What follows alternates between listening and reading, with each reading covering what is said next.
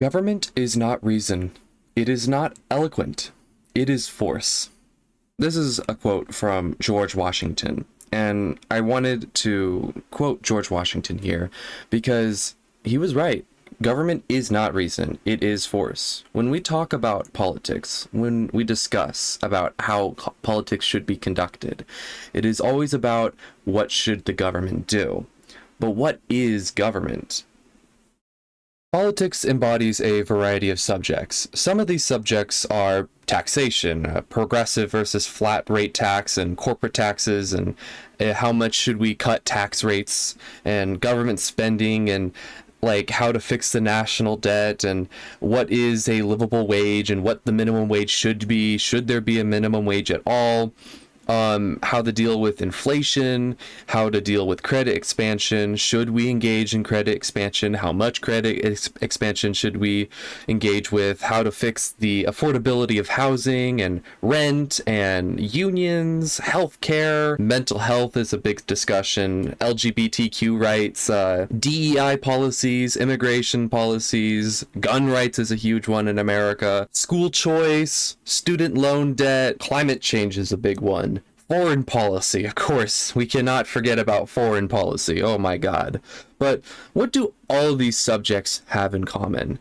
They're all about violence. Let's just focus on one subject, very simple subject, taxation. Taxation is the forceful confiscation of money from taxpayers, from citizens, in order to pay for whatever government wants to pay for, whatever they want to spend on. Whatever you feel about taxation, whether you think that taxation is right or wrong, or it's necessary or not, it is delusional to deny that taxation is theft, it is extortion, it is violent. If you could say that you support it, but to deny the simple nature of what taxation is delusional. Eventually, if you resist the tax man long enough, you will end up dead. At the very end of the chain of the consequences of not paying your taxes will end up in imprisonment. And if you resist imprisonment, well, they're going to sedate you or they're going to shoot you, basically. If you do not pay your taxes, it will always end up with violence. Another subject, minimum wage. If you do not pay your workers the government-demanded minimum wage that you must pay them, if you pay them below that, they may shut down your business. And if you resist the state's enforcement of shutting down your business, it's going to end in imprisonment. And if you resist imprisonment, it's going to end in death. It is always violence. If you exercise your rights to bear arms, and I'm not just talking about like the constitutional right, I'm talking about just the natural human right, no matter if it's written down on a piece of paper called the Constitution or not. If you exercise your right to bear arms, and the government doesn't like that, ultimately the end result is violence. Ironically, gun violence at the hand of the government.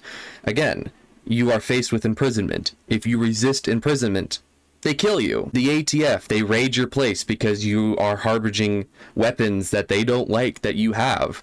And if you resist their violence, they will come back with even more violence. And it's quite ironic that people who advocate for gun control, that they want to end gun violence, yet their means in reducing gun violence is the threat of gun violence by the hands of government agents. Government agents will conduct violence on peaceful Americans who just want to bear arms. It's just they just want to exercise their right to bear arms. They're not harming anyone. They're not violent themselves. Yet gun control advocates want to kill people who bear arms. They want government agents to go into places who own firearms, and if those individuals exercise their right to defend their firearms and conduct self-defense against government agents, they want them dead. So really, people who want gun control, they want gun violence. Every time that you go out and vote, you vote for what kind of violence you want to see the government do. You voted for Trump because you wanted him to crack down on immigration. That's violence. Individuals crossing an imaginary border, or, the physical wall, but the imaginary right that the government thinks that they have all this territory, a third of a continent to themselves that they have some sort of territorial right to. And if people want to just simply just move from one area to another without violating anyone's rights, they're just simply just moving from one location to another. The government wants to crack down and violently move immigrants back to where they came from. And if they resist, you get the answer. Eventually, at the end of the line, the violence will always be lethal. So, Trump supporters, they want to conduct violence on a mass group of people, namely immigrants and many others. It is without a shadow of a doubt the head of the ruling class at the start of our nation, George fucking Washington, knew this, that government is not eloquent. It is violence. It is aggression. So when you're talking about politics, when you're civilly discussing about politics with another individual, the essence of the conversation is, how much violence should we conduct on innocent people? What kind of violence do we want to conduct on innocent people? For what ends do we want to see achieved by using the means of violence and aggression and subjugating and enslaving people? This video is not about Charlie Kirk, at least not directly. I want to talk about, people are saying that this assassination of Charlie Kirk sets the precedent that reason and civil discussion is not on the table anymore. Now violence is an option. Now, I do not condone what happened to Charlie Kirk. It was horrible what happened to him. He was murdered. I don't agree with what he says. He's an authoritarian. Like, I don't give a shit about him, the person. I do mourn his wife and of course his kids. His kids are now fatherless, and that's terrible. And Charlie Kirk did encourage violence, but just like everyone else, you encourage violence. Unless if you're an anarchist, unless if you're a based subscriber to the Schizoid Man channel, which you should subscribe, you advocate for violence. You do. Just like Charlie Kirk. Charlie Kirk also advocated for violence, because that is what the discussion of politics is. It is the advocation of violence. Merely just differences in variety and degrees in different ends, but all in essence the same. The assassination of Charlie Kirk was just removing a step of violence. The civil discussion, in order to rationally discourse to figure out the truth of the matter, but the matter at hand is always violence, is simply just, the conversation of politics is simply just a middleman to make people feel comfortable, because people don't want to conduct the violences themselves. Trump supporters don't want to force immigrants to move them across the borders, and if they resist, to kill the immigrants. They don't want to do it themselves.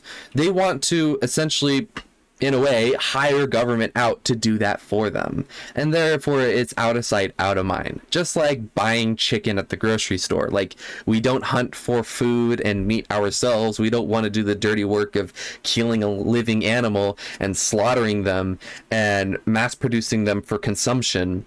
We just want the consumption part.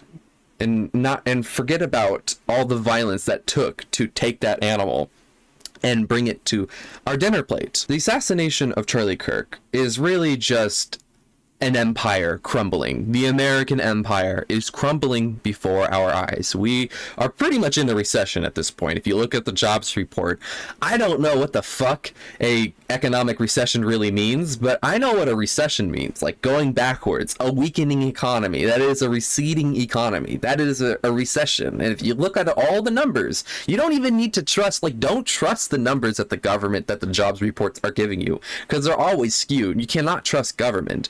But even government, the lying sacks of shits that they are reporting terrible numbers. So whatever the true numbers are is fucking horrible, and we are heading 1,000 million miles an hour into a wall called the Second Great Depression. That's what I predict. Unless we turn things around drastically right now, shit is about to get wild. And I fear the worst. I do fear that we will be coming upon a civil war in my lifetime. I don't know, maybe at the end of the administration. I hope not. I don't want to see violence. I don't want to see economic destruction. I don't want to see the breakdown of civilization.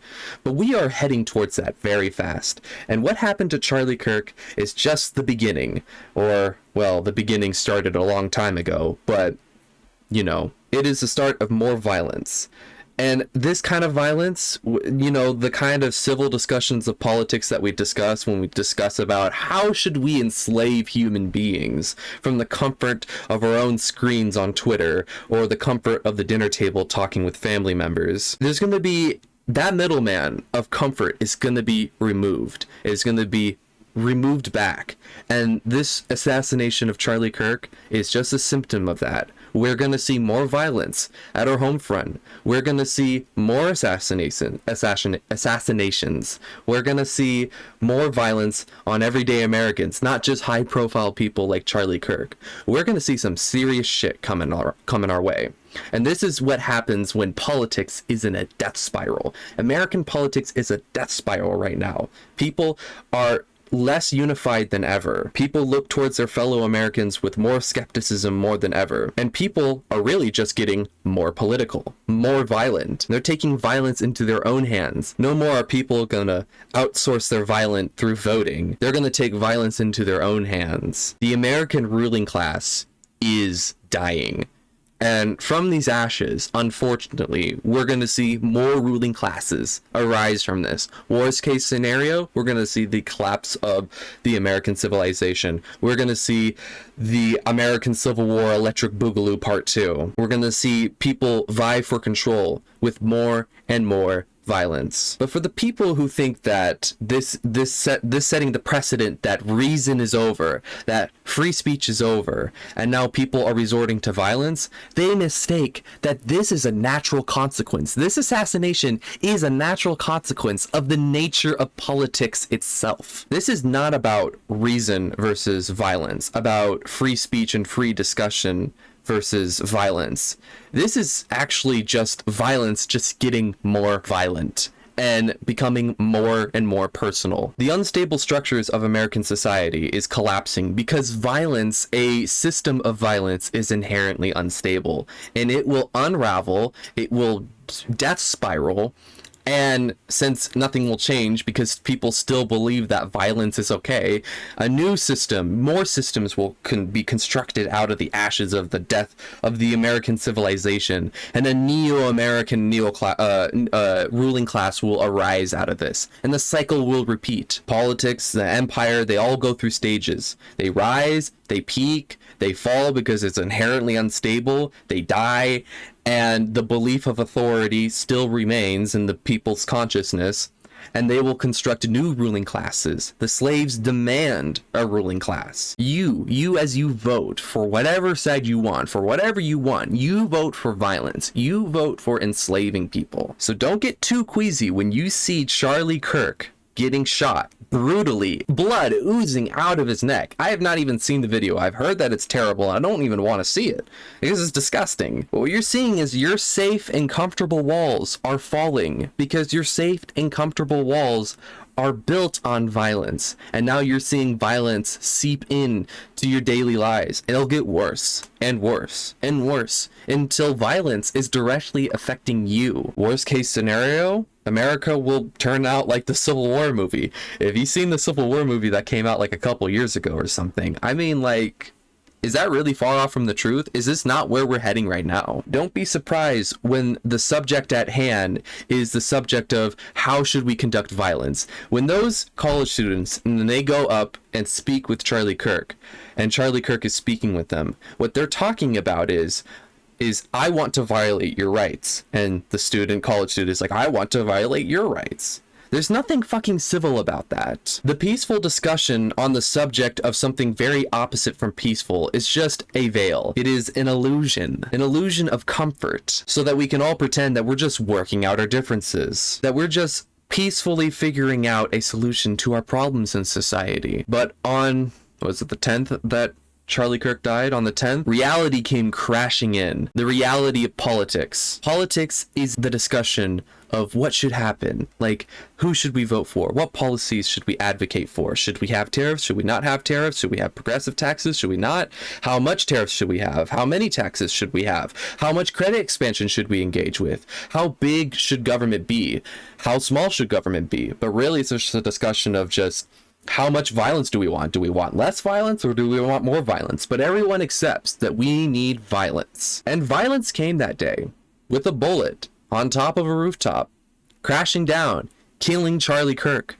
Horrifically, terribly, but that's reality. That is politics. And that is what we have collectively decided upon as a people. Everything from American history has been leading up to this exact moment when Charlie Kirk was assassinated. His assassination was not done in a vacuum. It was not done in a void. The more and more that we talk about how much rights should you have and how much rights should I have, how enslaved should you be? I think you should be enslaved this much. And like, no, I think you should be enslaved that much.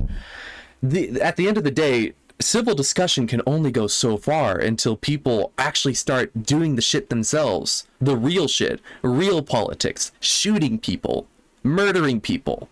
That's politics. So don't kid yourself. It's not about reason versus violence. It's really just about violence at a distance and violence coming in closer. And on the 10th, violence got really close. It was not some sort of abstract faraway thing in the Middle East or some sort of abstract faraway thing at the US border where immigrants are caged in ICE concentration camps. The veil is breaking and reality is setting in. So what are we going to do about it? Are we going to talk about more violence? Are we going to conduct more violence? Both, probably. The only way out of this, the only way to end the cycle of human violence is the end of government. So go watch some videos on my channel and discover about anarchism. Become an anarchist. I do encourage it. It's for the better. Rest in peace, Charlie Kirk. Didn't really care much for him. Didn't really watch his content. Did not really agree with much with what he had to say. But murder is wrong, and I don't stand for it. But this is what you stand for. You who votes. This is what you stand for. Every time you vote for murder. You vote for enslavement. Don't kid yourself when you vote for Republican or Democrat that this is a terrible tragedy on America or whatever. Don't kid yourself. Your actions, everyone's collective actions, had led to this very moment. And you contributed to that. But it doesn't have to be that way. Realize that what you want is violence. And realize that that's not okay. It's not okay. And you should feel ashamed. And you should change. Shame is good. Shame encourages people to change. But if you feel guilty, it's because you've done something wrong. It doesn't have to be that way. Change is for the better. We all have to change. Become more moral. That's really all I have to say at this. So, if you want to be financially irresponsible, you can give me money on coffee. If you want to have discussions with me and other people who are lunatics and anarchists, you can join my Discord server down below. If you want to see more content like this, give a like and subscribe. And tell me what you think down in the comments below. Do you think I'm on the mark? Do you think I'm completely off? Let's have a discussion, I guess. Yup.